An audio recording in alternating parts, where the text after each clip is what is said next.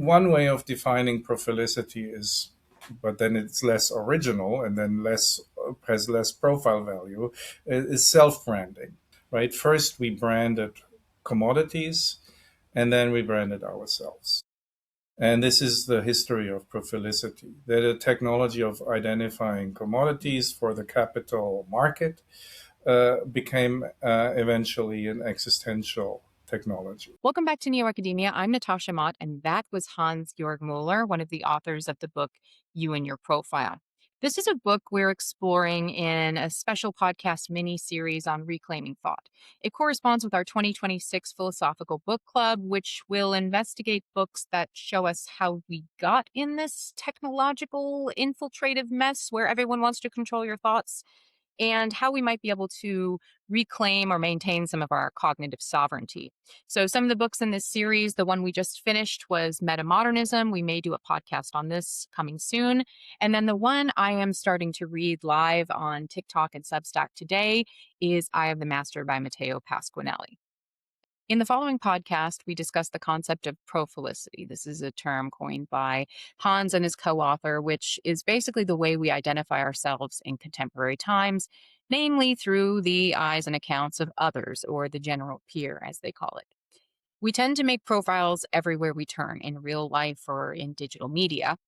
And we compare this to previous ways of identifying ourselves, such as sincerity and authenticity.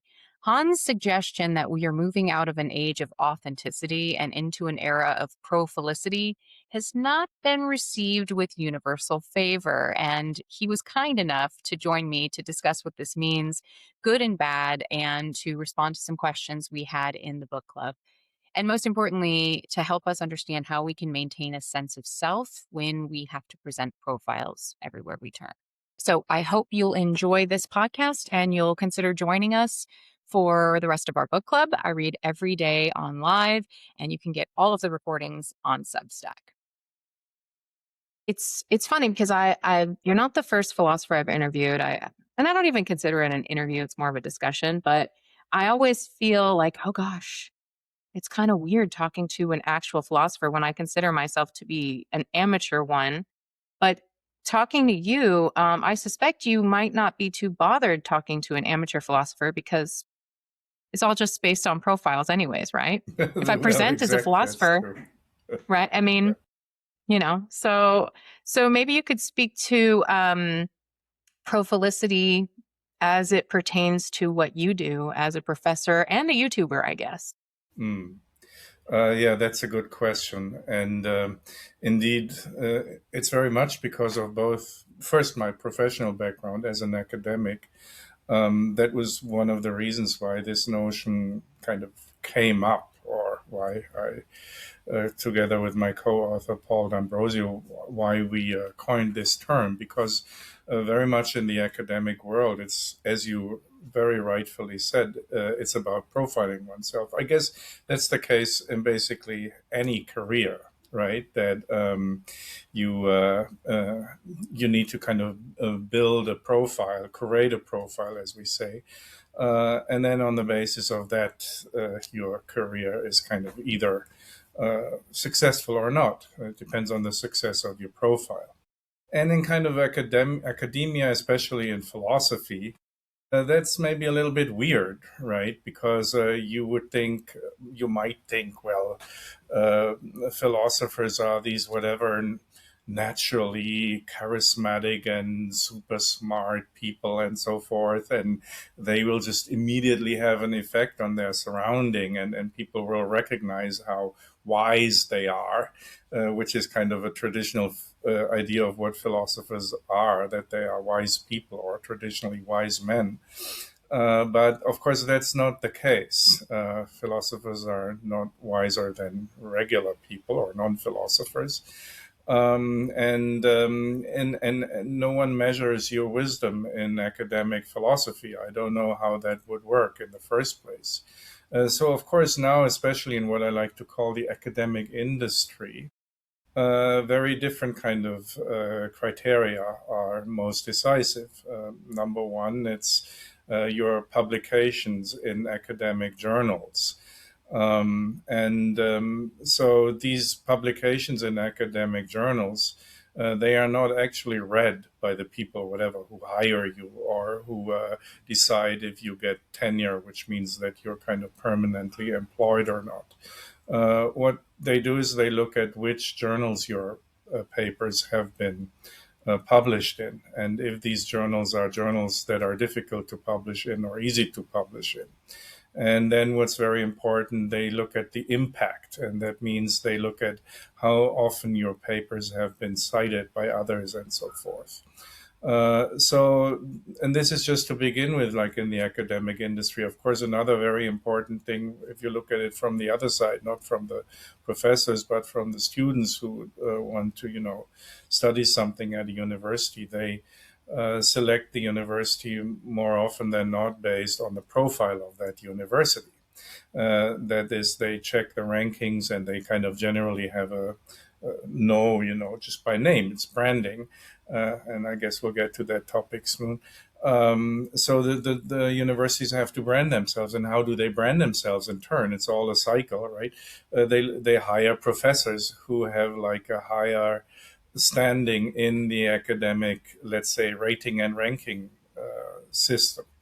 And so it's all about these rating and ranking procedures, and they're all based on what I call, that's a term coined by or often used by the German social theorist Niklas Luhmann, who I'm actually that's my academic background, specializing in his theory, one of my academic backgrounds, who uses the term second order observation, right? And this is like key to the notion of profilicity. That is, for making a career as an academic or a philosopher, what's decisive are processes and basically now kind of institutionalized mechanisms of second order observation. That is, you look at the ranking and ratings, how someone else is observed by others, right? So if if a person has like a high number of if you're hiring people, and then you look at which journals they publish in, that again, like, you don't look at the people, you don't even read the articles they publish. There would be no time for doing that. It's not just that people are whatever lazy or that it's kind of inaccurate. When you have like a job ad, you have like hundreds of applications, and it's completely impossible for the people to read like the work that people have published. But they look at, again, like second order observation. They look, how is this work? How has it been observed? What's the kind of what are the data that we have on these people supplied by the kind of legitimate system? And then on this basis, your career is that's what your career is decided on, and that's profile, right? So we have a professional identity as a philosopher, which is based on this second order observation processes, and that's basically what that's the kind of the mechanism very much behind what we call profilicity, an identity that is based on profile curation and the perception of profiles. So, in to that effect, then, do you find that sometimes talking with academic philosophers, you're really just arguing another academic profile? You're like your two profiles kind of making arguments in your own direction. I mean, Yes. so talking to someone like me who has read the work and exists outside of the standard academic structure, um, this kind of changes things a bit. But I left academia. I'm not a philosopher. I'm a neuroscientist, but I left academia because I would say because of profilicity, in the sense that I wouldn't have been able to be the kind of academic I wanted to be. I had this kind of lofty ideal of what academia was. Maybe I should have studied philosophy instead. But even if I had studied philosophy, you are kind of pigeonholed into this well, profile, for a lack of better Yes. term. Yeah. I mean, So and that's also the case, if I may just like expand on this. yeah. I already mentioned how crucial for the academic industry, and therefore for building your academic profile, which only can happen only within the academic industry, right? For instance, it's like me talking to you now. and you publishing this. This is not good for my academic profile, right? It's not a publication. I cannot. I even like my. I don't really. I mean, I'm not hiding it, and I even get some form of indirect funding for my channel from my university. But in all like the official processes where whatever I have to apply for this or that, or I have to tell them what I did. I never really. I mean, again, like I'm not hiding it, but it's not like there's a last item I mentioned that I have my channel because you're not an academic. You're not in the academic industry, as you just said. You're not my peer, and Hmm. therefore you don't count in Hmm. the academic industry, and my channel doesn't count. To the contrary, it can be seen as something negative, right? It can be seen as something that is not really academic, and people, colleagues may kind of, they never tell you this to your face, but it's kind of natural that they kind of frown upon this. I mean, why am I talking to you and not to them, right? Yeah, that is very important that this profile has a lot to do. That's not directly your question, but it has a lot to do with what Niklas Luhmann calls again social systems. That is kind of closed social circles, let's say, or rather, in a rather larger sense, systems. And a profile is built within. That's also why we came up with a second term, the general peer.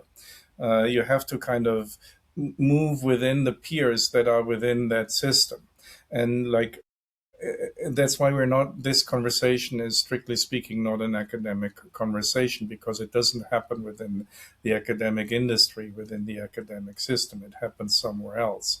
So so I have two profiles, which you already mentioned at the same time.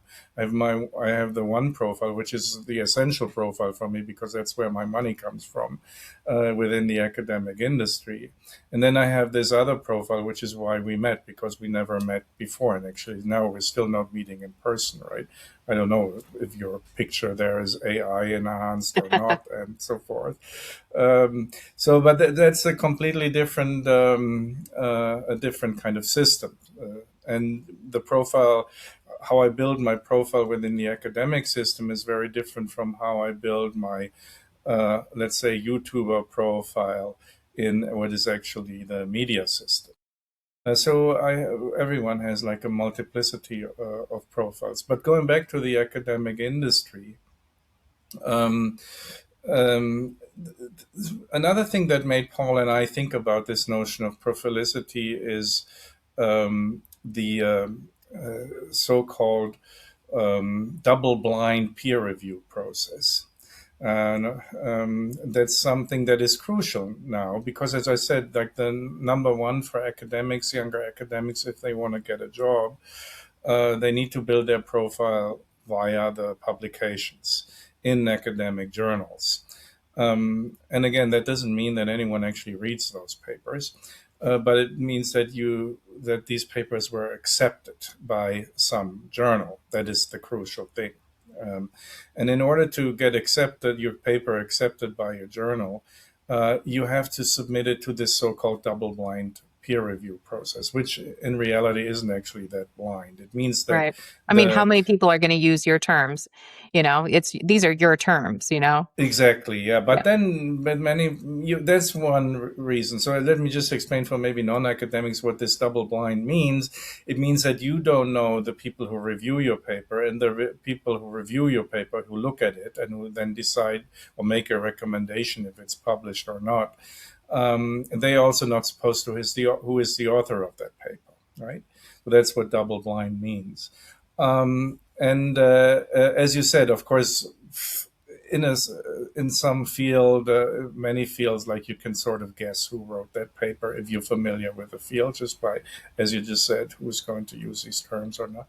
But and other things, there are other things why it's not really blind, because of course the editor of the journal, he or she will know, must know who the author is. And they, for just to mention one thing, for the profile of a journal, it's very important that they have high profile authors in that journal, because the journals are also ranked.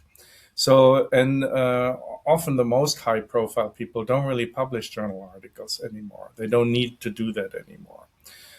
So it's not that easy for a journal to get like very high profile authors. So the higher the profile of the author is, the more the editors will be kind of happy to receive that submission, and they will do everything to accept that paper. And that they can do this by various ways because it's ultimately still their decision. So they might just ignore bad reviews, or they can, which is probably more often the case, somehow choose a reviewer who they know will tends to write very positive reviews, or who they know will write a positive review, particular of this paper that it has been submitted, or as you said, because they know the reviewer will immediately recognize who is actually the author of that paper, and so forth, right?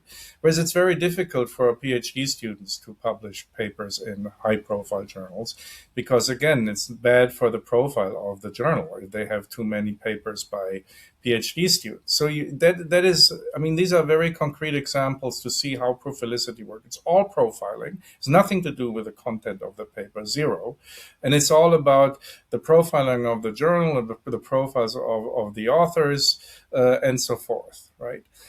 So the whole process is profile building, and then when you write a paper, right, as a philosopher, that's your work. That's the core of your work, right? You write a philosophical paper. You write it, obviously. The number one thing on your mind is, will this go through double blind peer review? So that's again how we came up with this notion of the general peer. So you write it for the reviewers, you write it for the journal editor, and you have it to write in such a way that it passes through this process that is essential for your career. So your whole writing process, which is again the only thing that you're not the only thing, but the major thing you produce, that's already completely shaped by this profile, by this process, which is shaped by sheer profilicity. So you don't write it for an actual person. You don't write it for a reader who you know, which is very different from how philosophy was done in the past, right? And people were talking to one another most of the time, and they knew one another very well.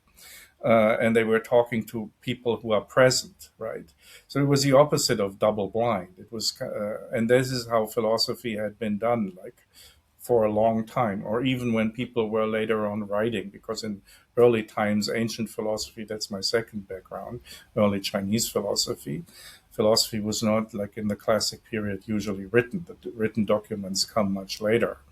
So philosophy was done through actual talking with present peers. But even then, later on, when people actually wrote texts, right, they knew kind of they knew kind of the people who would be reading them, and they had specific readers in mind, whatever they were responding to a certain other philosopher and so forth. And or they were writing to others who would know, they would know, and so forth, and who would then respond and so forth. It's kind of a written form of a larger dialogical still way of doing philosophy. So I wonder, I know you tend to take this amoral stance, Hmm. but do you have to see somehow how this could be pathological, at least within your own industry? I mean, if your profiles just kind of competing against each other, and I'm going to combine all the things I wanted to talk about in this question. We've got AI generated articles, or at least regurgitated articles being generated, not even by the philosopher themselves anymore, going into maybe an AI synopsis, someone reviewing your article through an AI synopsis. Now we have completely eschewed anything human, really, mostly the human things, out of this. And so, how then is this profilicity? I mean, it's maybe descriptive, but is becoming normative. How is that not pathological? Yeah, that's a good question, and I'm still kind of grappling with this question. And I do think it is pathological. You Um, do? Oh, I'm yeah, shocked. I didn't well, think you not would say is that. no. Wait, well, it's not. I'm not saying it is only pathological, but it is potentially very pathological, or let's say it has a lot of pathological aspects.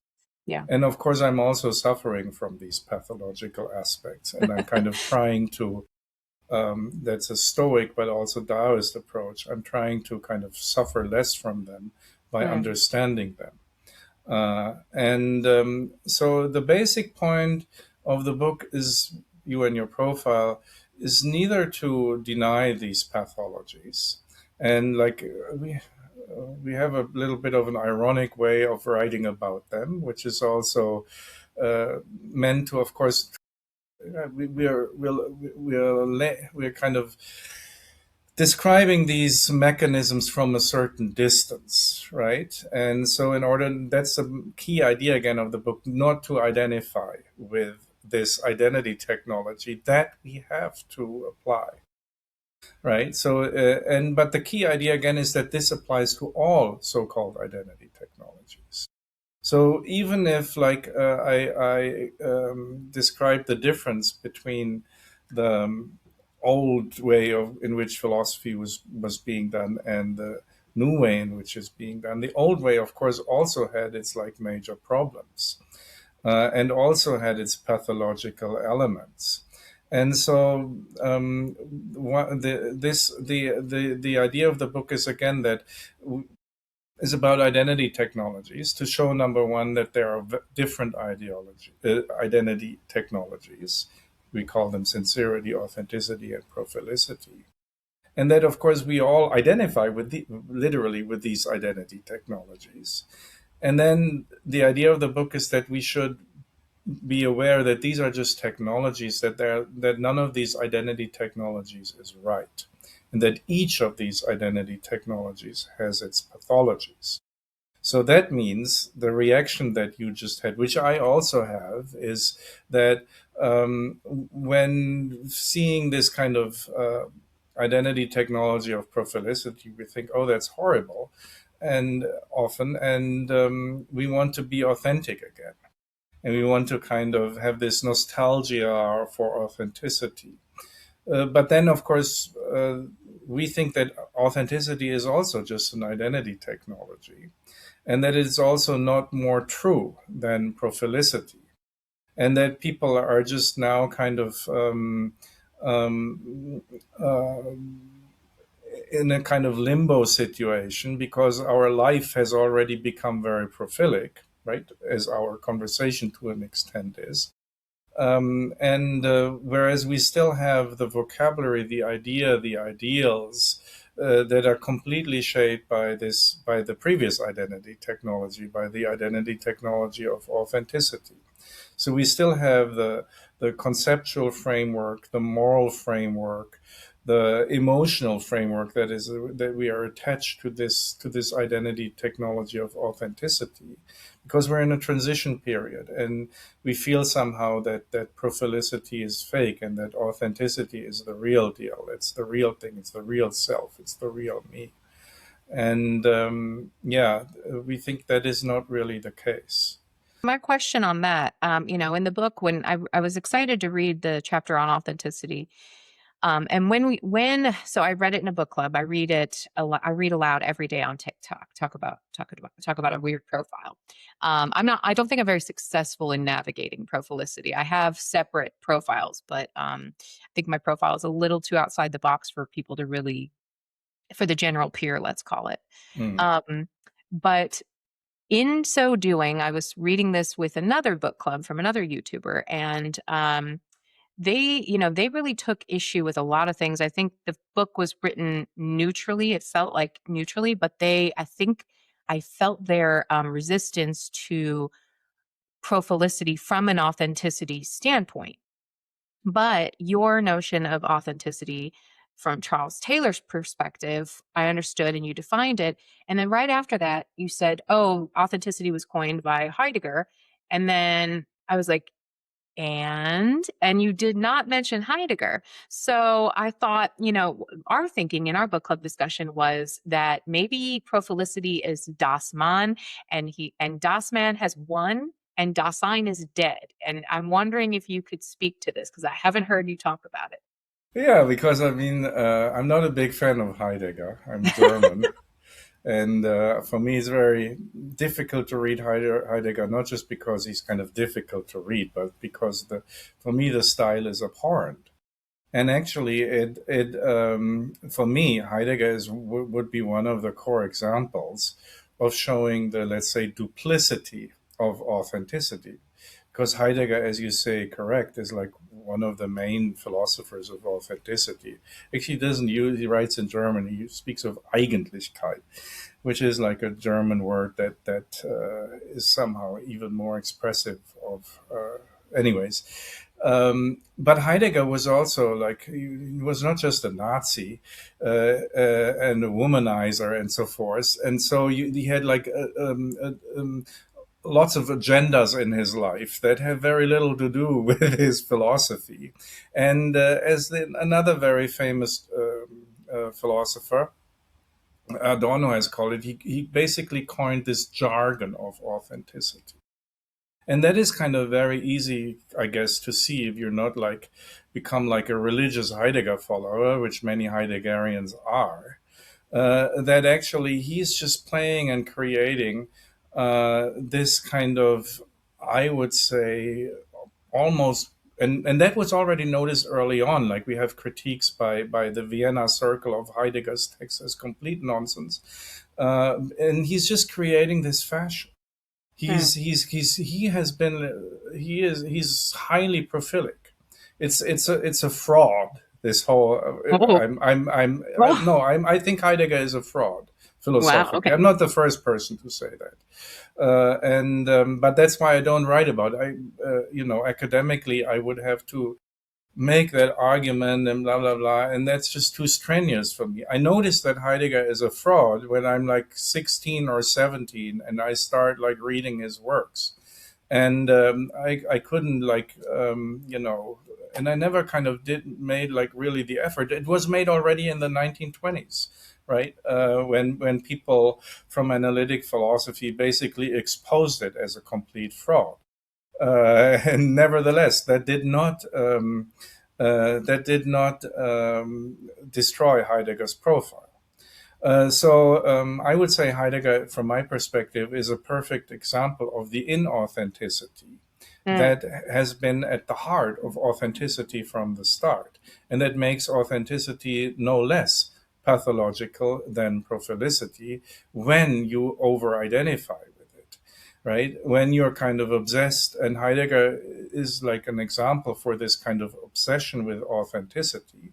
And unfortunately, not only he himself, but like perhaps the person you talk to, I don't know them, they become infected by this virus of authenticity, Hmm. and they believe that they are themselves super authentic as well, and they Hmm. develop this kind of arrogance of authenticity about themselves, like they become little Heideggers, and But don't you think that yeah. you might be able, in a metamodern sense, to be able to oscillate between this Heideggerian sense of authenticity and a sense of profilicity, or even Charles Taylor's sense of authenticity that is more socially functioning? Don't you think that there's room to oscillate between the two without settling on a position, or you've settled on a position and Heideggerians can settle on a position, and then you function with the downstream critique of it? Well, absolutely. I think it's very important that we're capable of oscillating between the two. Actually, not just between the two, but between the three. There's a third identity technology, sincerity, that we haven't talked about yet. And just like we use different technologies, actual technologies, right? Modern digital technologies, but we still use other non digital technologies, whatever, like a hammer and a nail. And in modern life, we need to be somehow capable of using these different technologies in our life. And I think we all need to be capable, and most of us are. Capable of using these different identity technologies constantly, and yeah, and I think that's a good thing. Number one, it makes life more, let's say, complex. So it increases the possibilities, social and psychological, and so forth. In that sense, we are more advanced the more identity technologies we are using. Just as we are technologically more advanced, the more different kind of technologies we're using. And we're using them at the same time, right? When I type on my computer, I'm also using mechanics, right? There's still mechanics involved in it. Basically, every kind of technology uses mechanics of my fingers, just, pressing the. I still have a laptop thing. Anyways, so we're using different technologies at the same time, and the same thing applies to identity technologies. And that also, the second advantage of this, that we use multiple identity technologies, is not just the increase of complexity, but the second advantage is that we are less, let's say, obsessed with only one of them. So we can interact, you and I, even though we never met, which I think is a good thing now on the basis of profilicity. We met through profilicity, basically. We're still kind of interacting in this framework. And I think that's a good thing. I'm happy to talk to you, right? Seriously. And even though we have no authentic relationship. And then, so I can operate in that framework. And that provides more possibilities. And I don't have to kind of believe that you kind of contacted me because of my overwhelming deep authenticity, right? And so that makes me less obsessed also with my authenticity. That makes me less kind of dominated or enthralled by this kind of authenticity paradigm. So that's a second and maybe more important advantage of a multiplicity of, let's say now we could say diversity of identity technologies, that we become less of identity fundamentalists. We become, we know that we have different profiles, that we use different, at least we can, through if we're reading philosophy books, that we're applying different identity technologies. And in that sense, that we don't have one true individual, unique self. And this is my second philosophy background, Taoism, Eastern Chinese philosophy, and Taoism is one of the several Eastern Chinese philosophies that, unlike the Western philosophies, does not have the paradigm of authenticity. It does not have the related paradigm, which is part of the paradigm of authenticity, the individualism that characterizes modern Western culture.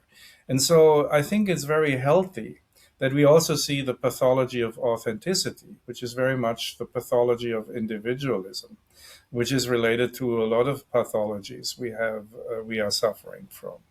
So that is maybe the most important aspect of the book, and that is why probably again the person you talked to it was kind of offended by it, because we're subverting the There were a paradigm few. of authenticity. What's The- that? I said there were a few people. Yeah, Yeah. because we're subverting Yeah. that paradigm, the supremacy or the authenticity fundamentalism. I think it's more than that. I don't think they Hmm. were offended per se. I think I mean, so I agree with you, and I do think multiplicity, plurality. I mean, I think this is where we have to go. Even I'm a scientist. Even in terms of, I don't know if you know Hasek Chang, but um, um, epistemologist who kind of deals in this term called operational coherence, which is dealing with a pragmatic approach to realism. I'm with you. However, even I had the concern that when we're dealing in multiplicity, we're dealing in plurality, it's exhausting. And I think, you mentioned Byung-Chul Han as well in terms of burnout. And we know burnout can be exhausting. And we know that market forces can capitalize on burnout. And so, Hmm. my main concern, and I think the sentiment was echoed in my book club and the other book club I was in as well, that the concern with profilicity is maybe as a species, we are not caught up to use the technology properly of profilicity.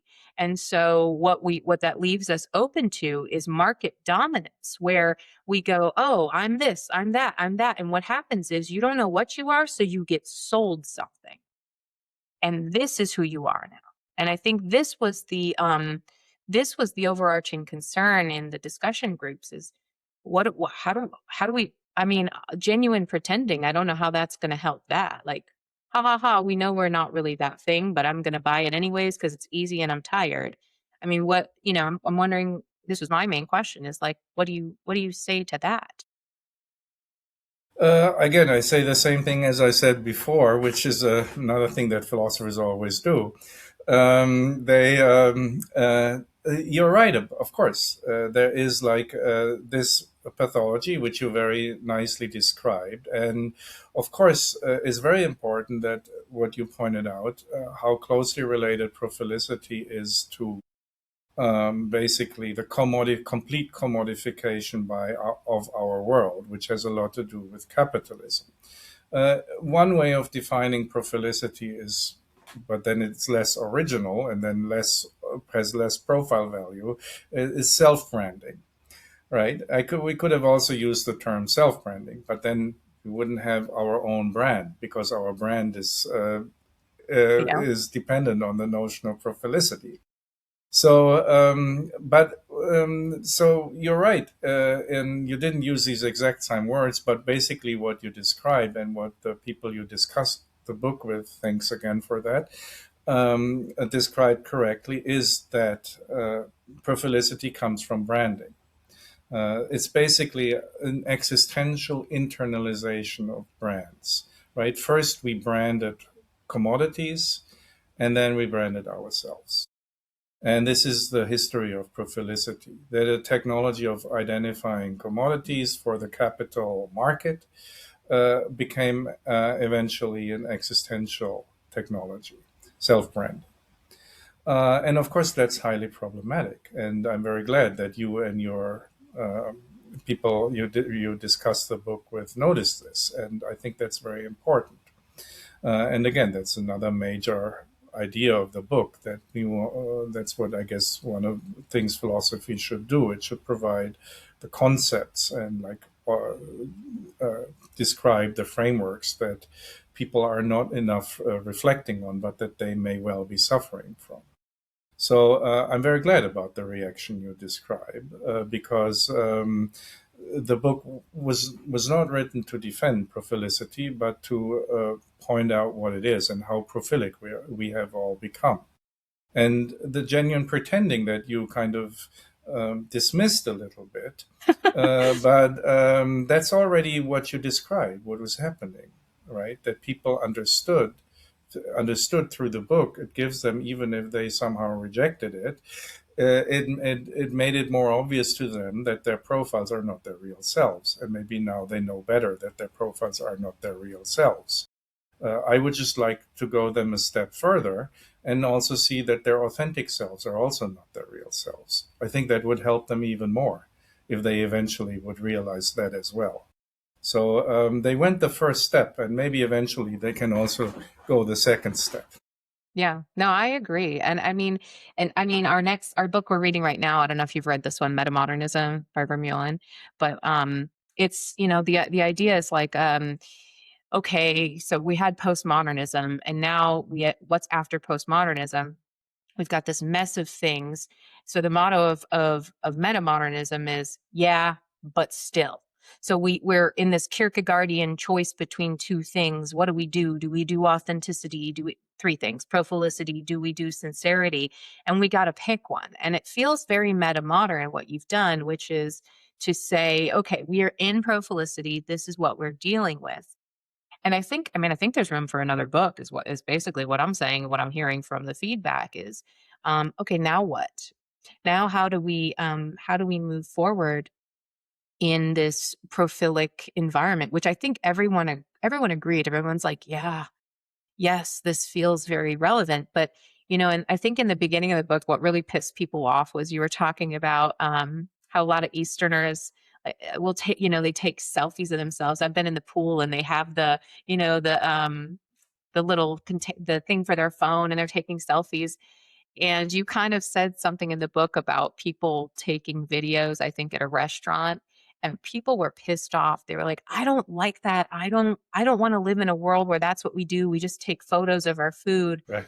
Um, So yeah, I mean, so I think what maybe is available for you, and I would wonder what would you say to this, is what now? You know, what do we how, can you give us more in the genuine pretending? Like how do we protect ourselves from being washed away by the liquid modernity of the market? You know, how do we what do we what do we do? What do we do, Hans?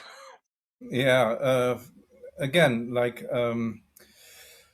maybe I start commenting on this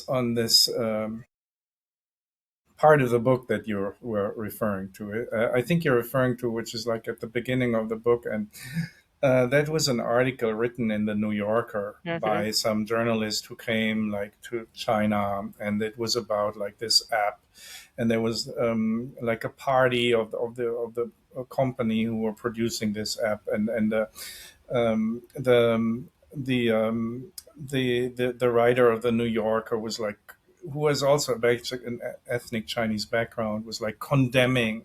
It was almost bordered on racism, right? Because, but then it was an ethnic Chinese writer, so but all these Chinese, that they're celebrating this app, and this company is selling it, and there's no one authentic there. So she was at a public event, and she says, "Oh, but then the only authentic person I saw was this cleaning lady somewhere in the corner, and that was the most beautiful. This app is supposedly about beauty and to enhancing beauty, but it's all very ugly."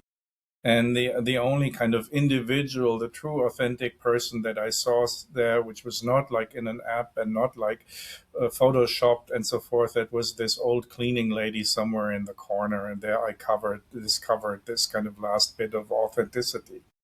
And again, what we write about this to expose the hypocrisy of this, because that is exactly what she said, is what all the people, how you just explained it in your book club, reacted. So it's exactly, she writes exactly what the New Yorker wants her to write for the New Yorker audience, just to reinforce this authenticity narrative. And it's completely, again, like with Heidegger, it's a performative paradox, because what you see at the article, there's like a little like icon or whatever, profile picture actually of all the authors, and all the authors of the New Yorker have all the same kind, in the same style. They have all the same kind of cool profile picture, some form of animation of their real face. So of course she's also just like feeding and creating her own profile in making this kind of push for authenticity. And again, that is what is happening. It's the same mechanism as with Heidegger, the high highbrow philosophy. To this is kind of highbrow journalism, but it goes all the way down to lowbrow. So it's this lie of authenticity, right? And I really do think, as I just said in the previous answer, I'm kind of repeating myself. It is, I think, very important that we not just expose the lie of profilicity, but that we also expose our self-deceit about authenticity. Hmm. And as long as we don't really do that, that is the way forward, Natasha. The way forward is to expose the lies and the contradiction and the paradoxes in these identity technologies, involved in all of these identity technologies. And that is what can give us some form of respite. And that is like coming in from the Taoist perspective. That is what can supply us with some sort of ease, that we take ourselves not that seriously enough and do not fall into this pattern that we think, yeah, profilicity is so wrong and that makes authenticity so much more right. And then we're in the next pathology. And as I said, we then don't really see all the pathologies of authenticity, kind of this emphasis on individualism and so forth. That is also causing all kinds of problems, and that is also, by the way, very deeply, it's a paradoxicality interwoven with capitalism, and this idea that we all have to become special, and that we all have that the emphasis on private property and so forth. That's all, and the pathologies having to do with whatever the modern day nationalism and so forth. The pathologies coming to the fore in wokeness, the pathologies coming to the fore in its brother Jordan Peterson, American hyper individualism. These are all pathologies of authenticity. And it's really not the way forward, which is actually it's a way backward to understand the problems of profilicity, and thereby to become even more fundamentalist about a fake authenticity. That's a way backward, not a way forward. The Jordan Peterson comment is interesting because I feel like he may be a problem, a pathology of where authenticity meets profilicity. Have you ever Yes, seen his exactly. suits? You ever seen What's how that? that man dresses? Um, Yeah, he drinks his own Kool-Aid. he So does. Do you well, know this? he He did. was like he reacted to my. I have like 2 or 3 videos, which I of course also did for Profilicity, criticizing him. And I of did course, not. I make the same criticism that you just made. That he's actually that he is another perfect example for the paradox of authenticity. That he's actually curating very successfully, curating his profile, and becomes like narcissistic about his own profile. And he wrote a small comment on my video. He, the big guy himself, and he was like furious. It's like he like said this is somehow the worst video he said about my video that has ever been made, and it's just like 2 sentences. It was like full of anger and Awesome. because as if I was only be like selling my profile or so. And that's hilarious. And I think now, unfortunately, he has been like sick for. Mhm. My friend Paul, my co-author, just sent me this screenshot from his website and somehow the people on his website said, even though Jordan is unfortunately very sick, we're kind of committed to continuing his brand. No. Oh Yeah. And no. then it kind of exposed everything, right? Because he is a big brand. Oh He's a no. brand of the sovereign individual, right? He is like he's the poster boy of the right wing version. There's a right wing version and a left wing version of toxic authenticity, and Are we um, getting AI Jordan Peterson? Is that what's going to happen? maybe, yeah, maybe it shouldn't be too Yeah. difficult. Zombie. Ooh, he's not even dead, and we're seeing a zombification of Jordan Yeah, Peterson. but he's like a manifestation of the toxicity of Brilliant. authenticity, and wokeism is too. You know what? I had a critique and well, it was more of a question, not really critique, because I find it hard. I find it hard to critique what I agree with. And I agree with a lot of what you say, but I'm still trying to come up with arguments. So the whole Byung-Chul Han thing in the book, it feels like you know, there's this argument about you can't retreat anywhere, you can't hide anywhere, right? You can't be negative anywhere. And so one of the critiques is like, well, does profilicity or kind of giving into this digital profilicity specifically? And I know you talk about in real IRL profilicity as well. But there's this critique that if we give in to this digital profilicity, there's nowhere to hide. And I would argue just the fact that people are so pissed off at you. I mean, I'm sorry, they are. There are people that are irritated with what you've said, and especially you can't critique Byung-Chul Han. Like you can't do that. And you did, and you didn't, but you kind of were like, you did the same thing you did about that Lee Fan or what her name was. Exactly. Yes. And so I was originally thinking like, is Byung-Chul Han just nostalgic for this time when you could be negative and you could retreat? And then I realized, no, we're doing that right now. So your profile may, if people start catching on to this, your profile, which mine is, I become awfully villainous. You get kind of tagged as negative or villainous or whatever. Um, but then that kind of proves your point that you still can do that with Profilicity. That's not your point, but it's a criticism of Profilicity. So I wonder if you could speak to that a little bit.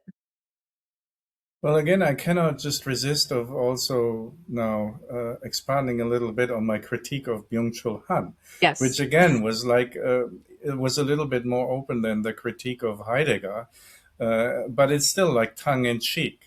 Hmm. But I mean, again, sorry for making the third point, but maybe it has to be the third time the same point, or the fourth or fifth time. But I just cannot but with Good. Byung-Chul Han.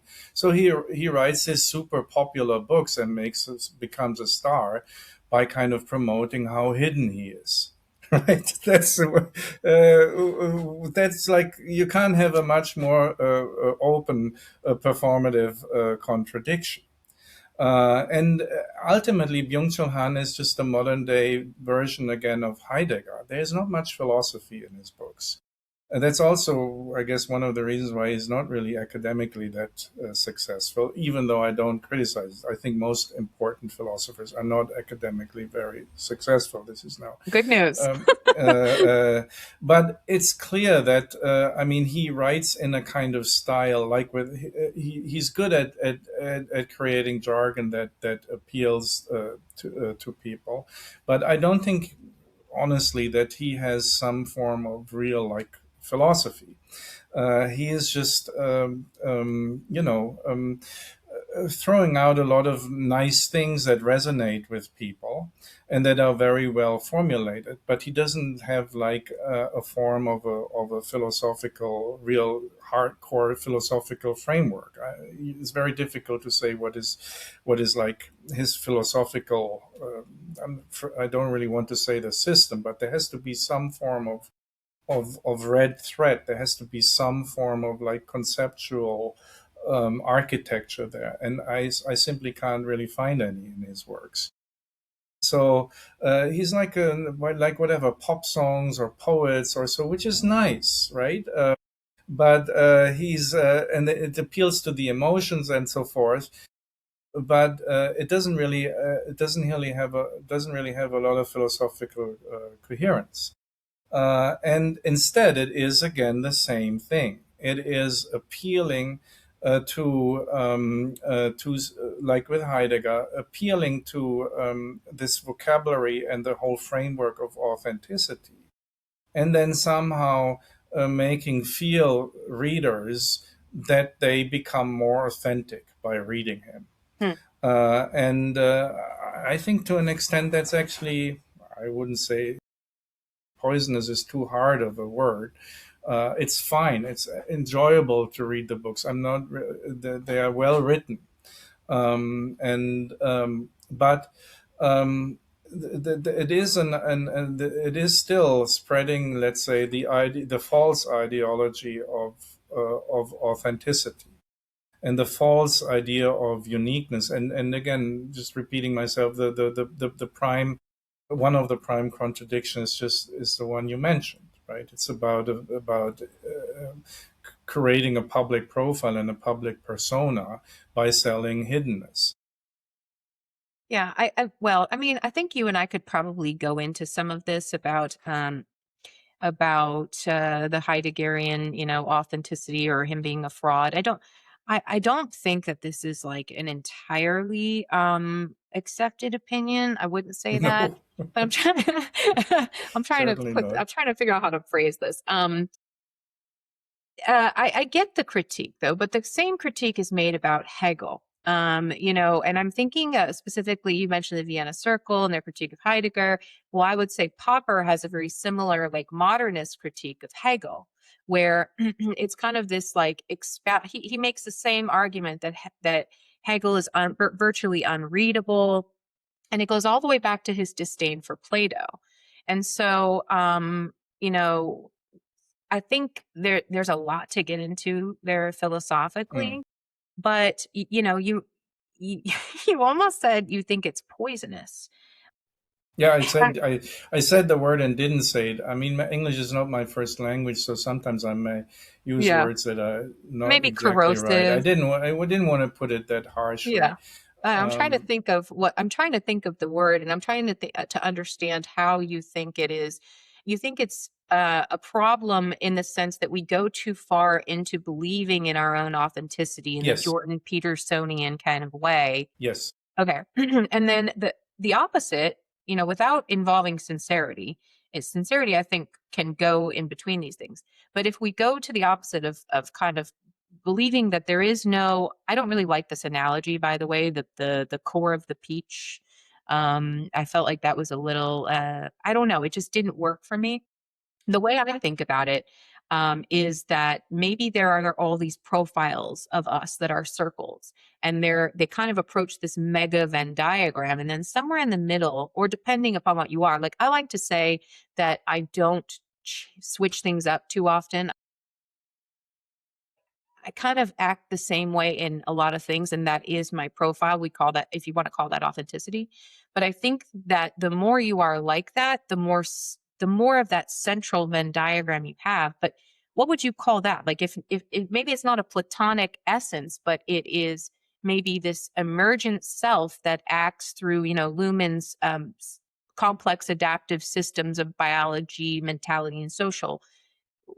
What do you think about the self? What do you think? What is correct? I asked you a lot of questions, but take what you want from all the shit I just Yeah. said and go where you want with it. Well, I think the self is very essential. And of course, we can't do without a self, neither psychologically nor socially. And that's why self technologies of the self or identity technologies are very important. We couldn't, so the self is absolutely central to human society, but also to us as of our individuals. If we don't have functioning identity technologies, we are psychologically incapable of living, but also society is not capable of functioning. So yes, but the self is, again, it's a constructivist idea again coming from Luhmann. It is a construct. We're not born with a self, right? This is one of the things, and it's tightly connected. Other than language, we have to learn, right? And we learn also building the self through the language that we use and so forth. And so that we build a sense of self, that is absolutely important. And but we build the self. We're not born with it. The sense of self develops. There are many It's a whole branch of psychology, right? We develop it, and we form the sense of self. There are early forms, like 1, 2 year olds, and then kind of a first kind of coherent set of self that you were kind of talking about, right? That you think, I have all these profiles, but there is some form of center to them, and that's me. This kind of perception of yourself that kind of arises at the age of 5 or 6 and is absolutely important. Now, as you just said yourself, like now you find yourself as like at the centerpiece of this of the different profiles you have, and one profile might be like more important than the others, and maybe like 70 or 80%, and the other profiles are like just minor and so forth. But again, we didn't really talk about sincerity. That's actually very similar to sincerity. Sincerity means identification by roles. And roles means like that's the also a background in Chinese philosophy, but we have this basically in every traditional society, and it's still very much kicking and alive. That we build a sense of identity, for instance, through relations with present peers, family members, right? Identities in the family, identities as a daughter or a son, a mother or a father, a sister or a brother, and so forth. And then in Chinese, this becomes much more intricate, right? They have like traditionally all this different vocabulary. If you're like the older brother of the mother's father or something, right? And then and then and then you relate and that's, for me, this was an existential experience when I grew up, which is also was very formative for this idea. That I somehow discovered that I was a different person when interacting with my parents, my friends, girls or boys. And that was my first existential crisis I had like as a teenager, which is the authenticity crisis. That I thought, oh, I have no authentic self, right? You're I'm Gen X, right? I don't like talk about my age. I have age dysphoria. But I was gonna say that's a I very think Gen X crisis. thank you for saying that I'm Gen X. Yes, I am. And so, anyways, so uh, I think that is the, and I think this experience is somehow representative for all authenticity socialized people. Because then you understand sincerity is somehow wrong. All right. So sincerity means you develop an identity through the relationships you have with others. The prime example is the family, but then it extends to friends and so forth. But they're all present peers, and you build your identity basically by living up to these roles, right? But these roles, they don't come from your inner self. They're kind of social standards and norms, like being a good daughter, being a good brother, and so forth, right? And you see how this is enacted and so forth. So that's sincerity, right? And so we still basically grew up in a sincerity framework as children, at least I did. And then we are exposed to the vocabulary and the expectations of authenticity, which dialectically, we also talked about Hegel. I think Hegel is a great philosopher. And he I know. noticed, yeah. And my book is also, in a sense, our book is also quite Hegelian, of the book for the 21st century, because of this dialectical element, that we see the falsity in sincerity. We regard it as mere conformity. And that was a true, like, I was not doing philosophy or anything. I was like 14 or 15, right? And again, like, I realized I'm a different person depending on who I interact with. And so apparently I have no self. I lack authenticity. And right, because at that time I must have already, through school and media and so forth, been exposed to the paradigm of authenticity. You got to be original. You have to pursue originality. You have to find your true self. You have to be unique. And every person is special, and everyone needs to become autonomous, not defined by their social relationship, right? By these social norms that are imposed on you, right? You have to learn sovereign individuals. Jordan Peterson. I lack sovereign individuality. So my task now, I discovered when I was like 14 or 15, not in these words, I lack sovereign individuality. I have definitely to become a sovereign individual. But why did I have this? Not because I discovered my inner core, but because that is the expectation of the age of authenticity. I learned this through the culture I grew up in and so forth.